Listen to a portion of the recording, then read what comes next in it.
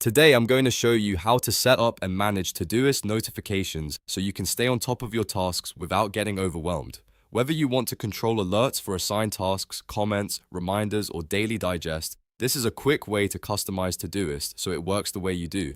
If this tutorial helps you out, make sure to hit like and subscribe for more simple software guides just like this. Alright, let's jump in. First, open Todoist and look to the top left corner of the interface. You'll see your profile avatar there. Click on that avatar to open the account menu. This is where Todoist keeps a lot of your personal settings, preferences, and account options, so it's the right place to start. From the drop-down menu, select Settings. Once the Settings panel opens, you'll see several tabs and options on the left side.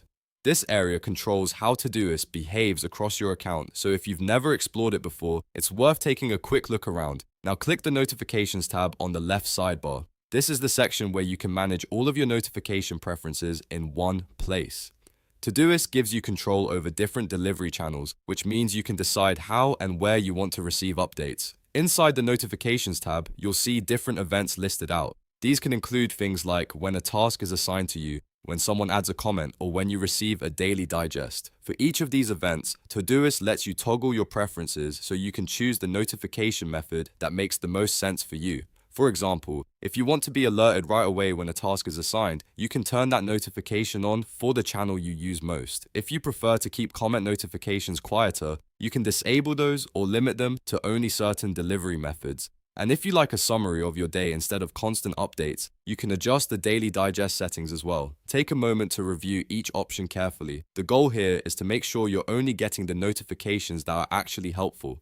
That way, you stay informed without creating unnecessary distractions during your workday. If you use Todoist across multiple devices, it's a good idea to make sure your notification preferences match the way you work.